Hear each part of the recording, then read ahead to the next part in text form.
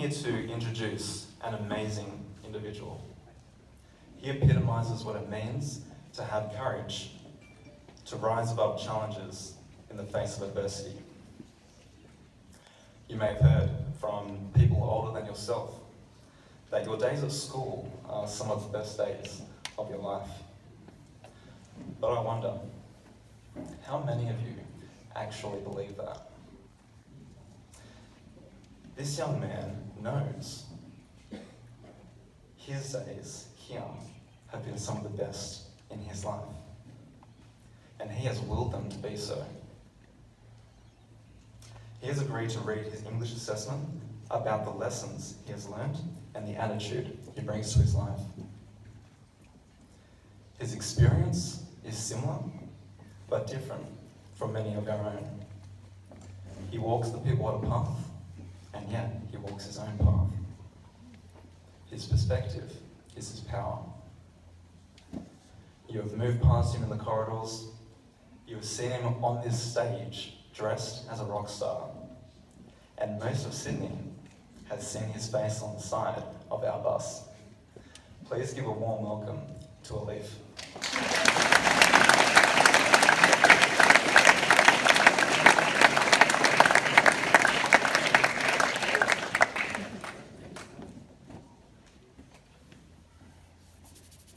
My speech entitled today is, You've Got to Find What You Are Passionate About. In English last term, we studied an opening speech from Steve Jobs, which was entitled, How to Live Before You Die. Steve Jobs was already very sick when he gave the speech at a California university, and he told the students, you've got to find what you love in life to be happy. After viewing the clip, our English teacher, Mrs. Cameron, asked us to think of our own life lessons. I remember writing flippantly, but still politely, that in my case, because of my disability, I should entitle my speech, How to Live After You Die. Because truth be known, that I arrived dead into this world. Weighing 900 grams and machines helped me to take my first breath. That bad start is really one of the main reasons I want to enjoy what I do in my life and not waste time. I want to work on what inspires me, what makes me happy and fulfilled. I want to live with passion. I don't need to be the best, but I want to enjoy what I do. The many friends who are here today, teachers and family who know me well, know that I live with passion and respect. I love what I study, what I do, and who I work with. But many people ask me, how do you find passion? And how do you live with passion? Some passions, like my passion for IT, I have discovered myself. As I couldn't handwrite, I started to type, and I do spend a great deal of time on my computer. I think in Windows.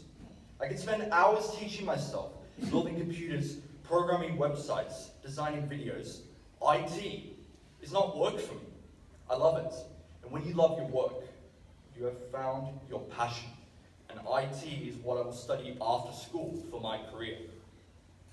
My passion for music was discovered by my long school life teacher when I was in kindergarten and was nurtured through choirs, CDs and bands. Through music, I participated in so many events. I met and worked with others across all ages, and I had so much fun. I now sing operatic arias outside school and join choirs and music societies, and I really enjoy what I sing. I will never stop doing my music. I am taking it away with me when I finish school. I also learned that it does not matter how small a passion is. It can still become a career. It can be singing for kids as a Wiggles, or building branded robots, or electric trains. If you like gaming on the computer, for example, think about learning to design and produce video games and how many millions of dollars you could be making, shaping this new Hollywood industry with a bachelor in computer gaming. When you really love what you do, you practice it every day, but also you are going to challenge yourself, even if it is scary at times. And you're going to grow from it. In 2015, I was only 14, My bass voice was emerging, and my choir teacher asked me if I could sing the Messiah of Handel with the Muslim Music Society. Yes, you can do it, he said. You have a great low voice. Go and sit between the two tall towers over there. He was alluding jokingly to the bass male vocalists, and just follow them, he added. This teacher always made me laugh. So much, but easy for him to say. I was just 14 and a bit overwhelmed, to say the least. But I wouldn't give up, and he knew it. I sang the Messiah of Handel that summer. I was so proud of myself. When you are passionate, the journey is what matters. My first life lesson is, find your passion. And don't let your limitations or other people define you. Know how to push the boundaries and how to persevere if you really want something, because no one is going to do it for you. Let me tell you a story. One day, when I was in year 5, I could overhear the drumming coming from a little room under the Great Hall across the open. The vibrations felt good, so I told my parents that I wanted to study drumming. Don't take this the wrong way. My parents loved me, but in their caring tone, the reaction was a very sad one. Darling, I would love for you to play drums, but with cerebral palsy. Drumming involves your 4 limbs. Your left leg will never play that hi-hat. You can hardly walk, let alone drum. I was very, very disappointed.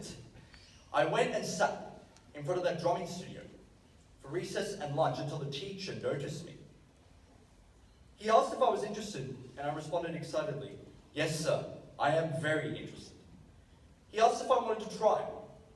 So I did.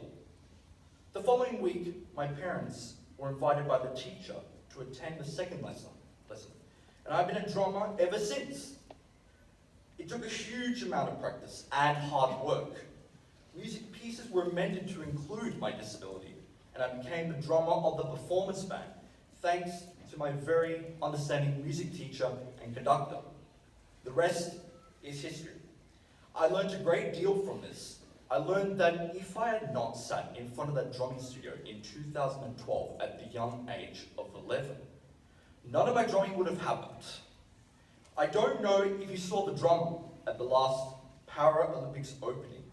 The drummer had no hands. He drummed with his feet. If he could do it, anyone can, right? Never let your limitations define you. Show your determination. Sit there.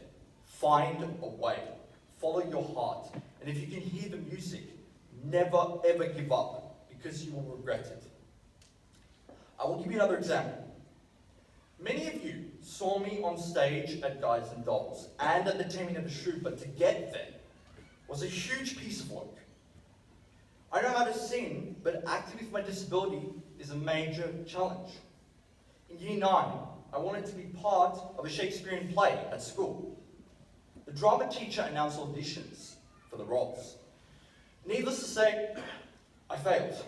I couldn't remember the lines. I couldn't look at the audience. I had no spatial awareness on stage. I then nicely begged to be an understudy and learned slowly about acting. I thought, if I cannot act, then I can just watch the learning. The teacher said yes, but I'm sure this boy will give up.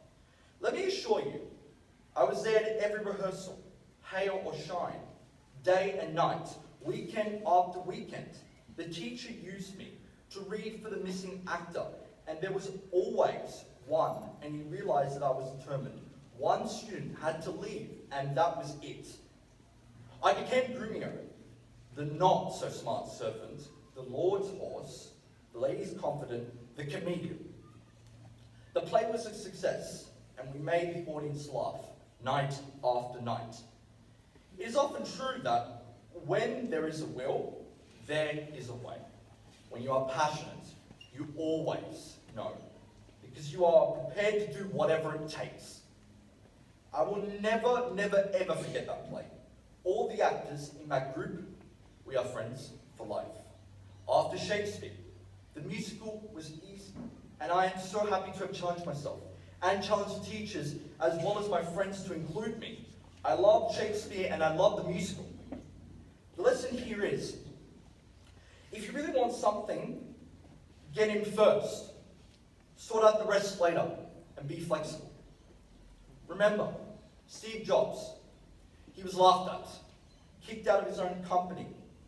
But did he give up? Never. It almost made him want to prove everyone wrong. And today, we each hold his iPhone every minute of the day. Steve Jobs believed in his passion, and everyone should. So please, find out what your passions are, develop them, project them into the future, and find the people who will help nurture them. Ignore the bullies, the bad jokes, and the hurts. They are a total waste of time. Passion and perseverance are what matters. My second life lesson is about not always trusting the system. Think outside the norm. The biggest example I have is that I was told in 2004 by the Cerebral Palsy Alliance, the authority in my disability, that my walking would be very minimal and that I would never speak, that the language area of my brain was touched and that there was nothing to do about it. I had strong vocabulary, but could not build sentences. Believe me, it is still very frustrating today. It was the 11th speech therapist I saw who said, "Don't worry, you will read before you can speak, but you will speak." I still remember her because she came to school twice a week during primary school to support me. She took me from the age of 3 on her laptop, and surely enough, electronic books taught me how to speak. When your brain is injured, you must get to it another way. Since then, I learned that nothing is silly in life. If it resonates with you, try it. Till today, making sentences or talking to someone, for me, is either reading what I want to say, as if it was written up there in my mind. That is why I look up sometimes when I talk to you. Or singing a song in my mind. But I found a way, and that is what matters. My third life lesson is be inspired and work at being happy. Choose your mentors. Only a few people will make you happy, put a smile on your face, and leave footprints in your heart. These people treat you with respect and dignity. They will ignite and fuel your passions. These people will teach you how to choose and set direction to your life. These people will become your mentors. Listen to their advice and select the advice that you want to take away. The earlier you find your passion, the better it is, because it takes time and practice to master something. I had 3 great inspiring teachers. My teachers in Year 4 and Year 5, and my music teacher who is still supporting me today. And of course, many others along the way, inside and outside school, and some I already mentioned. These teachers made it possible and dignified for me to participate. My Year 4 teacher was a great swimmer and taught me swimming. My Year 5 teacher was an Ironman and taught me athletics. He made me run my first cross country and made everyone wait for me. And my music teacher introduced me to the stage and the music academic world. But more importantly, these teachers taught me to never give up. I was always first for them. I became stronger thanks to them. I built my first values with them. They protected my self-esteem and taught me the courage and the pleasure to be myself, to do what I like, and to be included and accepted by others. Without them, I can assure you that I wouldn't be here talking to you today. In conclusion, you've got to be passionate in life if you want to be happy. When you have that sparkle while you're doing something, like visiting Paris on virtual reality, or if you like drawing, learning French, or reading a book, or doing maths, say to yourself, I enjoy this. I need to investigate this. I need to study this. I need to make it my passion, my work. Be inspired and work at being happy, inside and outside school. Prepare your takeaways for your adult life. Thank you for listening to me, And my message to you is, it is your life, no one else's. Take charge, ignite and fuel your passions. Enjoy your work and make it the best that you can, because we all